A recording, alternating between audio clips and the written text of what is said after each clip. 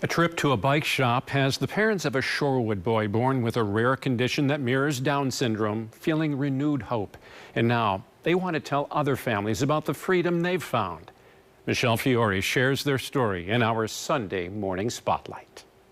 Here we go, round the corner. Woo! Let's gun it. That's Jamie and nearly 11-year-old Elliot Wojciechowski. And go. Go, go, go, go, go. Doing something Jamie never thought she'd see her son do. He was diagnosed with Alpine syndrome, which is a rare syndrome. He couldn't pick his head up until about 6 months of age. We found out that he had it randomly. We put him in a study at Children's and they found it. I never imagined him doing stairs, getting in and out of a car. The diagnosis from the start concerning. Some state programs for children with disabilities helped, but the Wojciechowskis say it was a lucky break when someone pointed them to a program they hoped could help Elliot's physical strength and even subsidize the cost. That landed them in Emery's bike shop on Lisbon Avenue. Okay, now you make it go.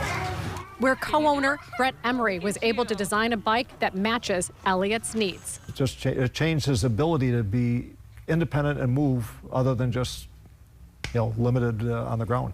Elliot's even allowed to ride his bike at school. He would call me out and be like, hi, and I'd be like, hi, and I'd go out and give him a hug, and my teachers wouldn't mind, so yeah.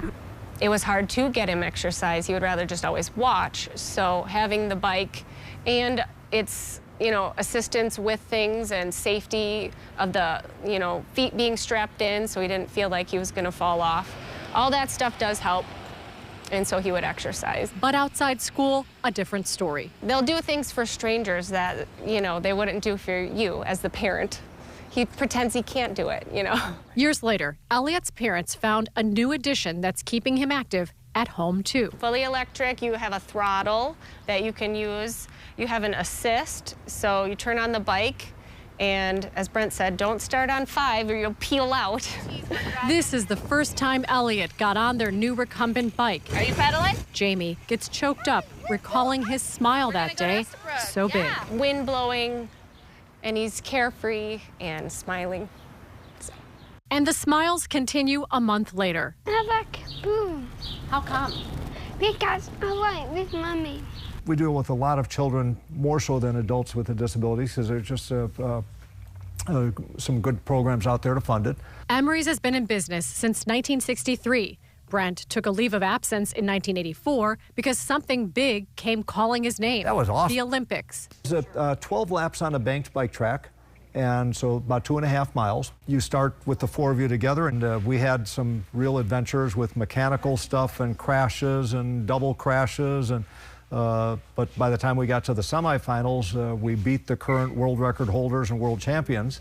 Brent has an award-winning story himself, having competed in the 1984 Olympics, his team bringing home a silver medal and getting to meet the president and first lady. When I went off into the bike racing world and came back into our business, I was looking for things to really do to spread our wings and do more in our community. 40 years later, Emery's is one of the few bike shops around the country specializing in making adaptive bikes. We built over 1,500 disability bikes right now. That's changing 1,500 lives, plus all those families that are with them. From the minute families walk in the door until they leave, the personal touch is clear. Look at my nose. I got a funny nose, so it's easy to look at. Jax will be in 3rd grade soon. Now, how do you feel on this one? Because you got the 3-wheel bike at home. This summer, his dad, Steve Christensen, says Jax is hoping to learn a new skill. They're here getting an assessment on a bike. He is going into an I Can Ride camp in a few weeks, and we wanted to make sure he was going to get the right size bike, and we know that Emery's does a really good job. It's been just a wild ride because we're making parts that don't exist. We're doing things that are pressing manufacturers to make their products better. And we're really making bikes that look more like their friends and siblings' bikes than just specific bikes that somebody's like, ooh, that person's got a disability. That's ready to ride. Oh, nice. We built a bike a few years ago for a young man. He was only born with half arms on both sides, and below his belly button wasn't born with anything.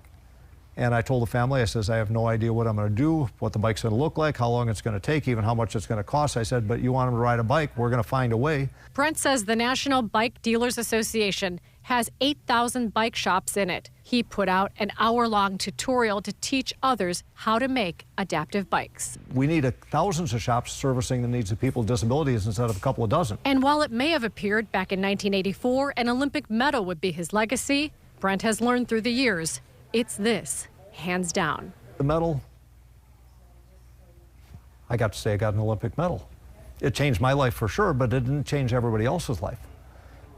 So with doing everything that we can to get as many disability bikes built and to encourage other places around the world to start doing more of this, that has a much bigger impact. It's absolute gratification every day